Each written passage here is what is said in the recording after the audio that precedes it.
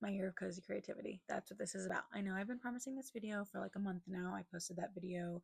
It's been a month and a half, honestly. But I just didn't have the time or the capacity. So I'm here now. I'm showing up. And that's all I can do. That's all I can ask of myself is to just do the thing when I can and I have the capacity to do it. So let's get into it. Is my year of cozy creativity exactly? It's kind of a lot of things, but honestly, the big things are that it's allowing me the opportunity to feel creatively fulfilled again and like channel my childhood curiosity and creativity as a means to recreate that freedom that I felt um in adulthood, because I can't help but think about my childhood bedroom like on the regular. I think about how I would get home at 4 p.m. on a Wednesday and turn on the TV to watch Charmed reruns. I think about Saturday mornings and sitting in the living room watching cartoons or building forts with my sister or forcing her to go on picnics in the backyard, or the books that I read in my room and the creative like imagination, like imaginative worlds that I built in my room and wrote about. Um I feel like I'm so distant from that girl, and that is really sad to me, especially when I decided to work in film because I wanted to be more creative and because I liked to be creative. And now I don't do any of those things, which I think is really sad. And so channeling my childhood curiosity and creativity is a means for me to like rediscover and reconnect with those parts of myself. And to redefine what that looks like for me as an adult. Because obviously, like, not everything that I liked as a kid am I gonna like in adulthood, and not even everything that I liked at 25 will I like at 33. So, I think it's just a cool way to kind of pick up the thread of this creative girl, and kind of like reconnect it. Honestly, a lot of reasons that I'm doing this. I think the biggest is that I really miss that creative freedom that I feel like I felt as a kid and that I don't feel like I have anymore. And I don't think I'm the only one that feels this. I think that a lot of people who work in film, especially, um, feel a real lack around the ability and the capacity to be creative because we work so many hours on set. And so the hours that we do have after we're done working are extremely limited and often spent doing like home projects or spending time with our partners or our families, our kids, dogs, whatever. And so there tends to be very little time to be creative when you're working on set specifically, especially depending on the role that you're in. I have been working as an assistant, and for me, that looks like, 70 to 75-hour weeks on top of a commute. And right now, I live pretty far from everything. So my commute can be anywhere from an hour and 10 minutes to 2 hours a day, just one way. Which, if I'm driving 2 hours one way and an hour on the way home, that's 3 hours of commuting on top of a 12 to 15-hour day. Like, you do the math, that doesn't really leave you with a whole lot of hours left. It's like 6 hours that it leaves you with. And you're supposed to decide between sleeping, eating, spending time with your loved ones, or doing something creative. And a lot of times you don't even have the capacity to do anything creative because you're exhausted. You need to sleep because it's dangerous if you're not sleeping because you're on the road for so long. So these are a lot of things that I have been kind of grappling with. Um, and then the second thing that I think really stands out to me is allowing myself the opportunity to find ways to feel more creatively fulfilled in even the smallest of things. I think that a really big reason that I want to do this is because it's not just about like the big stuff. Obviously, like there are big things that I want to work on throughout this year that I've been putting off for a long time. Um, and I'll get to those, but it's also like the little things. Like I think that over the last 9 years, I have dedicated like everything, and I do mean everything, to my career and growing my career. And I wouldn't change a single thing from the last 9 years, not one thing. Like I think that every experience that I've had has been a learning experience and a growing experience and has brought me to this moment. And I feel so urgently like this is the time that I need to dedicate to my art and to my creativity, because I have now spent all this time working on other things and it's time to kind of like fill my own well. Um, and also, I have been working so hard and it does come with a lot of sacrifice. And I've realized and recognized that a lot of times that sacrifice is at the expense of myself. um, I've neglected my creativity, and it's kind of, I find a problem with that because the whole reason that I joined this industry is to be creative and to make things and to tell stories, and I'm not doing any of that. Again, like, that to me is a huge problem because it's integral to who I am and to who I want to be. That is like the foundation of my life, and I feel like that foundation has not been cared for, and I feel like it's like crumbling slowly, and if I don't take care of it right now it's gonna like wash away. um so I think those are really important things for me to like really reflect on.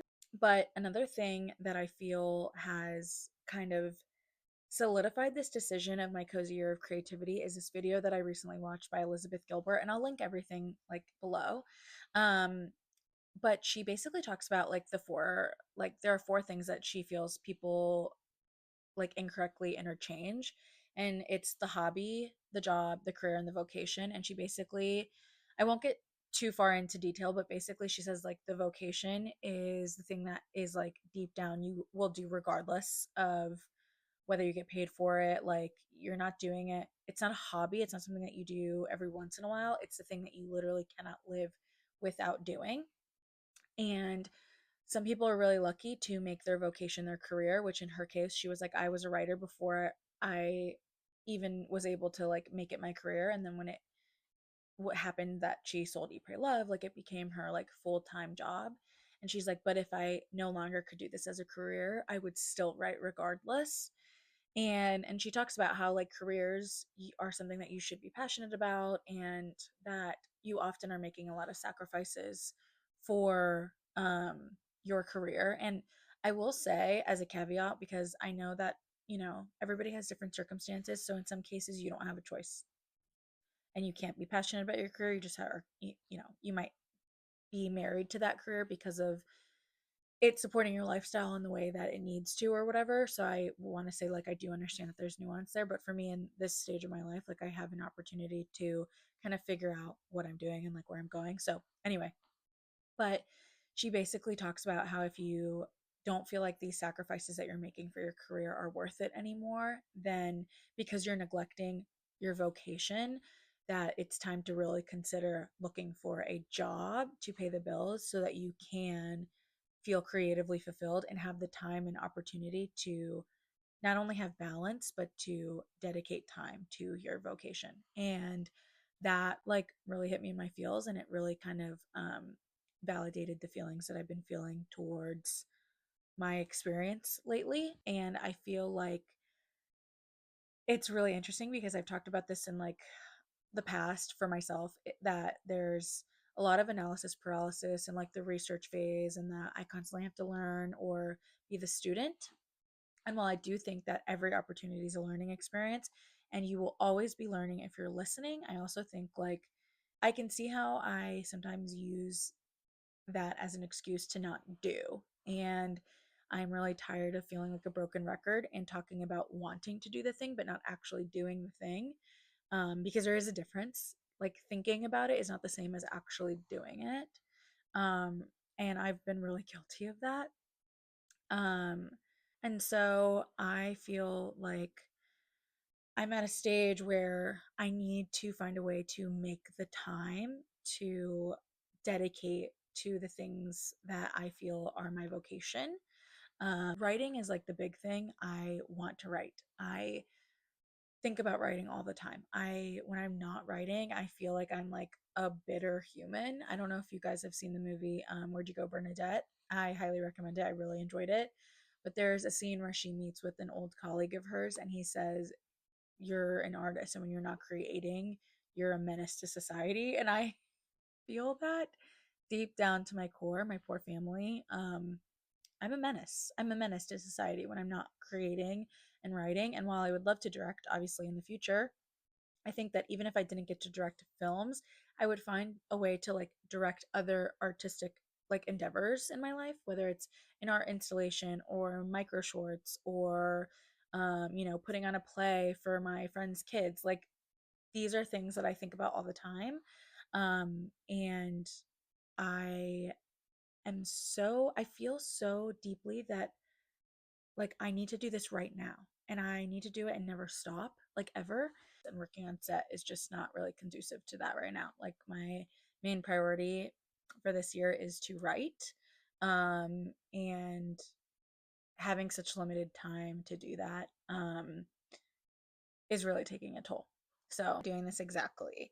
I want to be careful that I'm not consuming too much like creative self help. I honestly do believe that there is such a thing as like too much information. Part of the reason that I feel this way is that I feel like it can create a space for me to overthink things too much and get into a rhythm of, again, not doing and just thinking about doing. And um, I really want to see this through based on like how I'm feeling and the discovery process and kind of like trial and error a little bit, but also allowing myself the space to listen to me and like to actually hear myself, and to focus on the feeling of whether or not this feels right for me in this moment or at all. And so I think that's really important. But there are a couple things that I do want to read or like challenges, I guess, that I want to do that I feel like have been really helpful to me in the past and that I enjoy and I feel like are about their purpose is for you to like listen to yourself and to be alone with yourself essentially and your creativity. And so the first is The Artist's Way, which if you've never read The Artist's Way, I highly recommend it. I have read the physical copy, but I've also listened to the audiobook, which I think is really fascinating. To do it in that way where you're just listening and processing and not starting and stopping. When I listened to the audiobook, I didn't actually do any of the activities, or not really.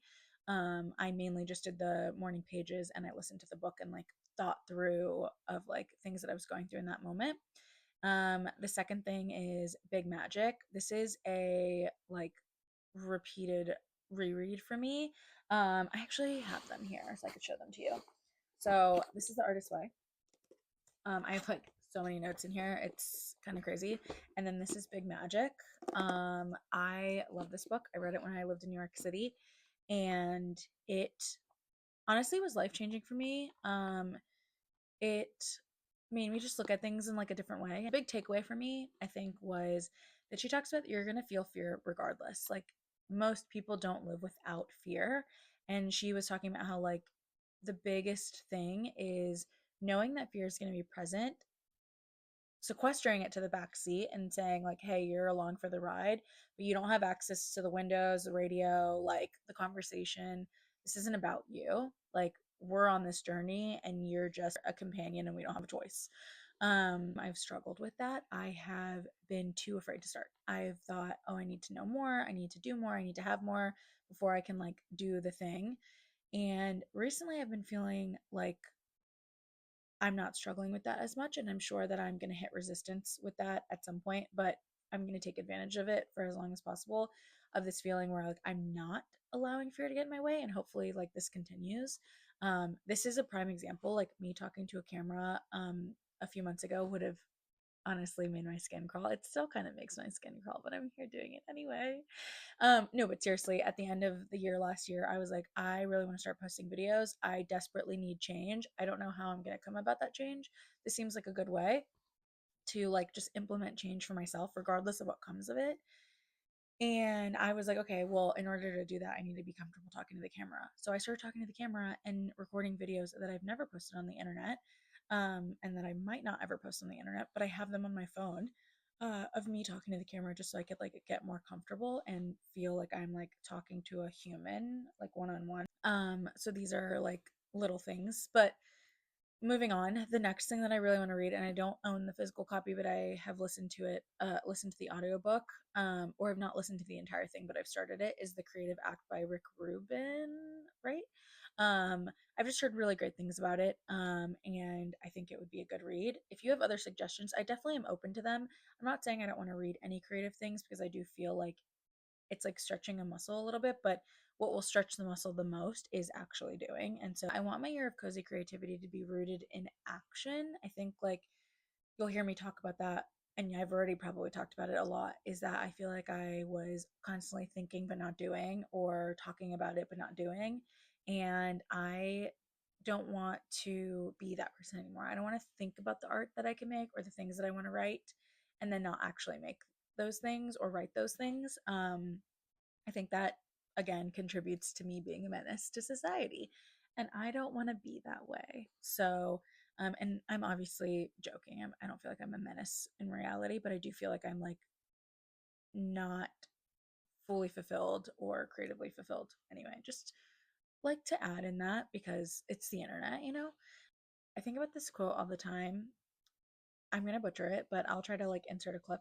It's about if you want to have a garden, you must first become the gardener. So, like, become the thing that you want to be, or like, if you want to have like a creatively fulfilled life, then be creative and implement those things. And as you become those things, your life will also start to reflect who you've become. And I can see that now. Like, I have become my career, I've become my job. And I feel like because of that, my life reflects that and that only. And that's like a dull way to live. I feel like it's very one dimensional. And I don't want to be one dimensional. I want to have layers as a human. I want to build this life that I'm daydreaming about and that I'm imagining. And it starts with creativity and storytelling.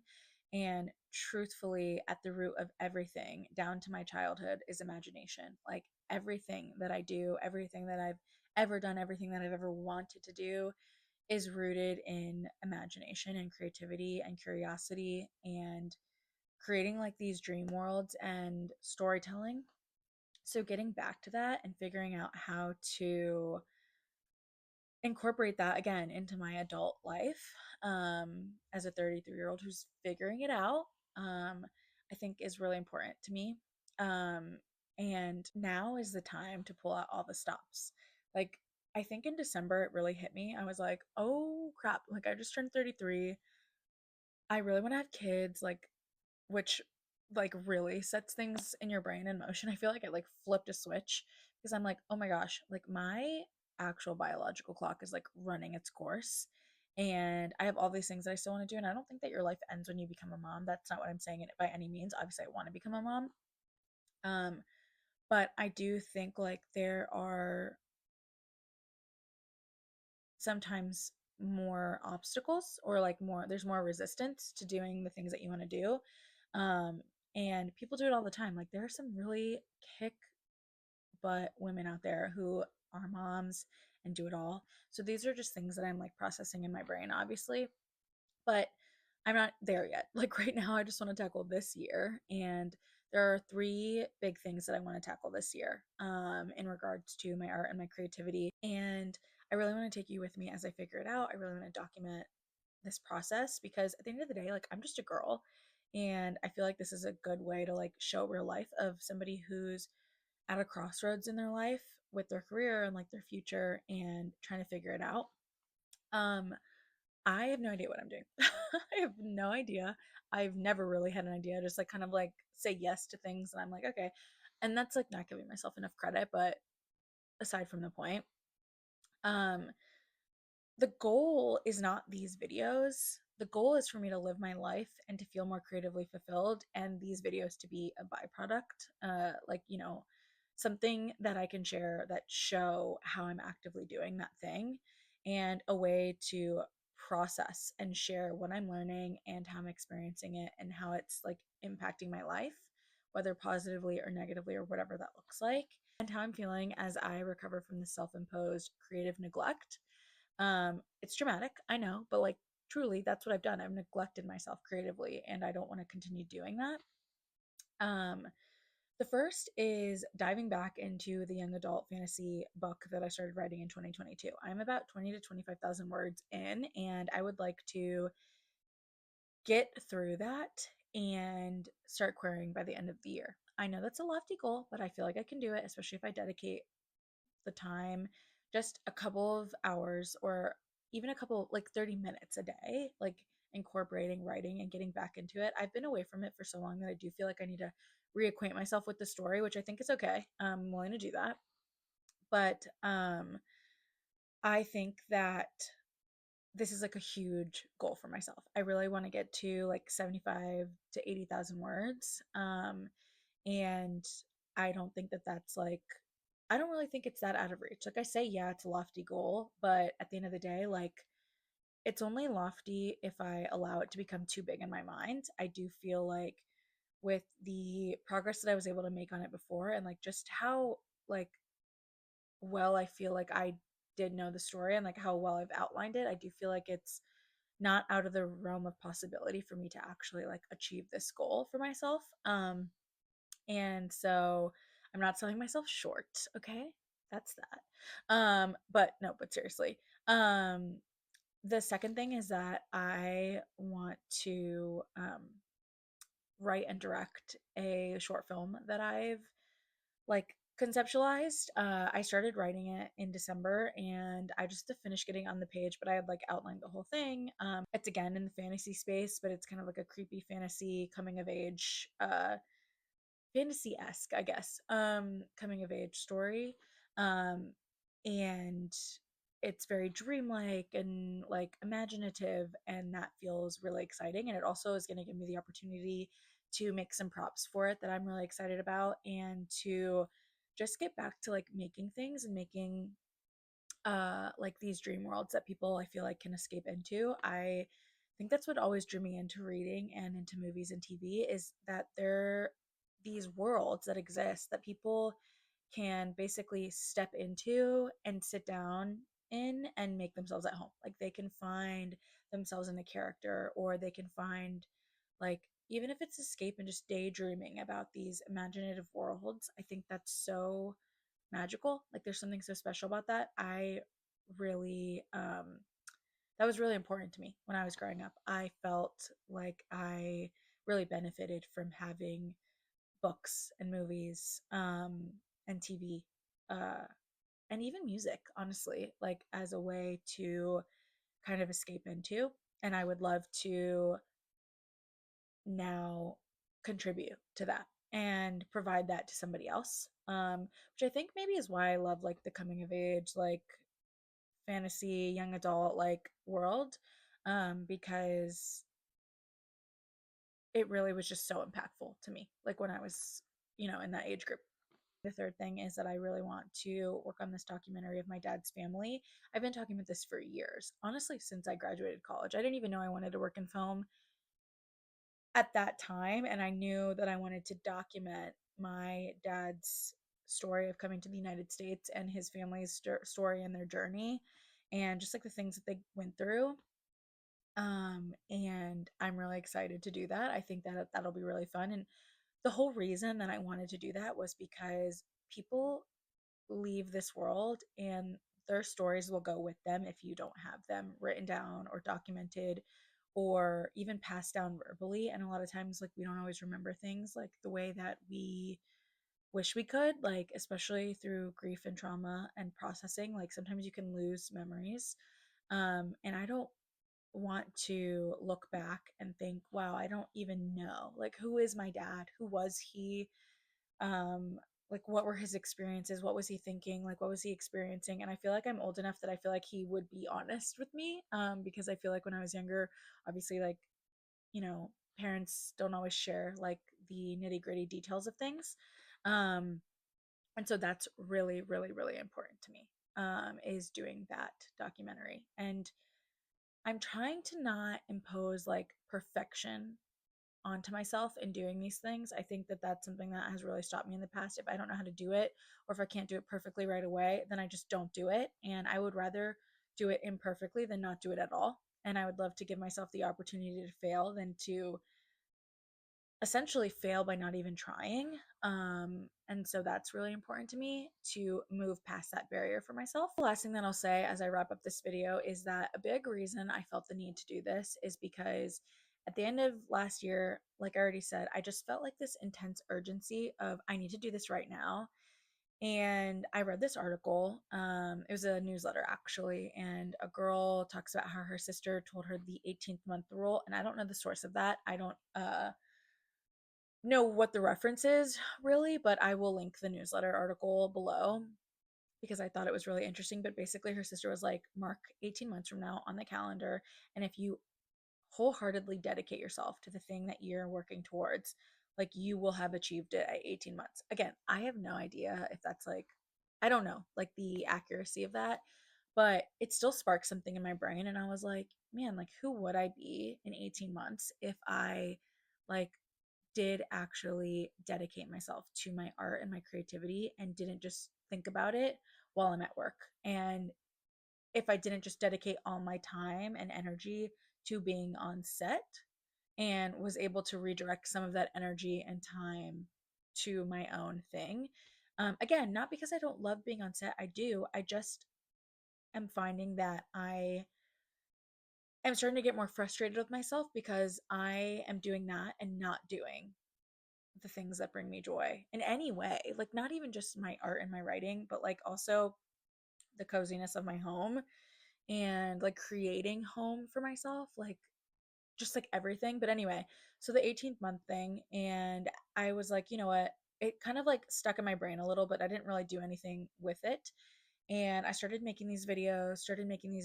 And then in January, I was like, I want to do this thing, like my cozy year of creativity. I really like want to implement coziness and creativeness back into my life and find balance. And as I was thinking about this, as I was thinking, like, oh, like I really am reminiscing a lot. I'm really thinking about nostalgia a lot. I'm thinking about my childhood bedroom. I'm thinking about creativity, like just nonstop. I thought to myself, okay, like let me do this cozy year of creativity. And I was kind of like figuring out, okay, what would my year look like? And I actually realized that January was actually 18 months from July of 2026, which will be the 10-year anniversary of when I decided to work in film, which is nuts. Like I could not have planned that even if I tried. Um, and I was living in New York City at the time when I made that decision, and my life looked so crazy different than it does now.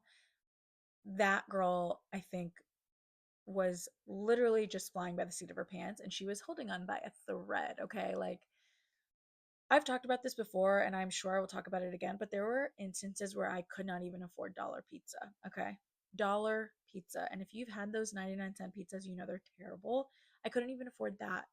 And I decided I want to work in film, and somehow, some way, I'm here in Georgia doing it, and have gone all over the place. That was something where I like dedicated myself. I was like, I'm going to do this thing.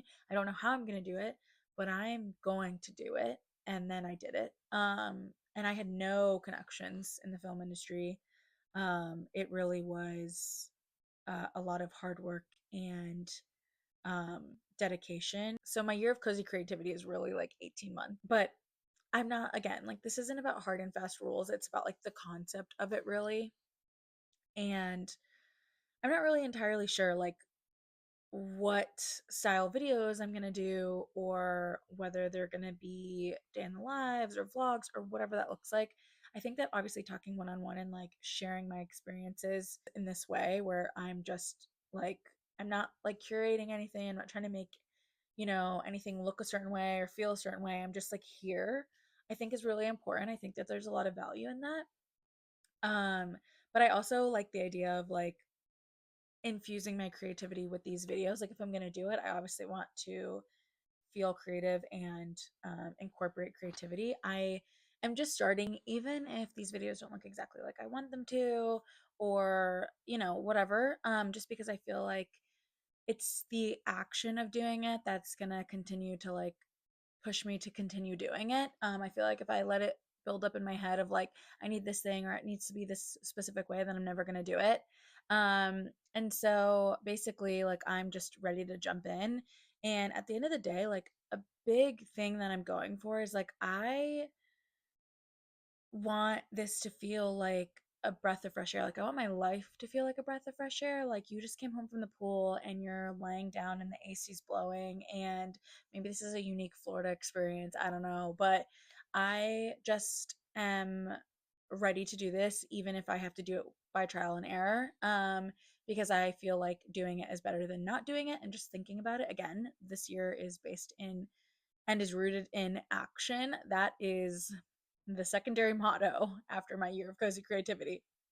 Um, the only other things that I know about how I want to do this is that I do want to post on Wednesdays and Saturdays. And again, I do want to infuse creativity in this. And so my Saturday videos are going to be a little bit of a different format. How that's going to look, I'm not quite sure yet. But again, I reserve the right to change my mind because I'm learning. So please extend me some grace. But there's like very specific reasons for that. And there's just like this like comfort that comes with it. I'm really leaning into nostalgia in my life, and um not to like well, yes, to romanticize it, but also because I feel like that is when I felt like I had the most creative freedom. And again, I'm trying to recreate that in my adult life, and that's like what this is all about, like infusing balance while also feeling creatively fulfilled. And I just want this to feel cozy, and I want it to feel comforting and nostalgic, and I'm really excited to do that. And then also one last thing that I do want to say um is that that also includes my environment. I guess the other big project that I really should add onto this list is that I want to finally get to a point where we can start making this house feel like home and add in like whimsical and charming elements to it, because I feel like that's really important to me, and I've always really been big on that. And I feel like that's going to be such a good way to like have a different creative outlet than writing or making art. It's like making art but in a different way. And I feel like my environment is so closely related to my creativity that that's really really essential for me. And so I like the idea of my space also feeling like this like nostalgic whimsical like space. And I hope that this channel will inspire you to do the thing, even if it feels impossible, even if it feels like you're hitting every single barrier or you feel so much resistance. Like, I don't want it to feel like a comparison thing for you. Like, I want you to know that I'm also struggling. I'm often disassociating. I'm not doing well, like, in terms of my creativity. And that's like what's prompting this, is that I um desperately need change. So, um here we are. I am talking to the camera, even though a couple months ago I thought it would be impossible. And I'm having to do this vertically instead of horizontally, which kind of sucks. So now I'm going to have to figure out how I'm going to edit this in like some software to make it feel like not, I don't know, not vertical, I guess. I don't know. But I'm doing the thing. And if I can do the thing and I can talk to the camera, you can definitely talk to the camera. And also, I have notes here. I'm not even like, this is real life. Like, I have notes. You saw me a million times. Look over here. It's because there were notes there. Like, I could not do this if I did not write down bullet points. Um and that's just real life. Like, I'm not a professional YouTube video maker. And hopefully one day I will get there. But right now I'm just figuring it out, literally flying by the seat of my pants. And I'm channeling the 15-year-old, the 24-year-old, the 22-year-old, like those different versions of myself who were like, yeah, okay, like I'll try that and see what happens. And that's what I'm doing. I'm trying it, and let's see what happens.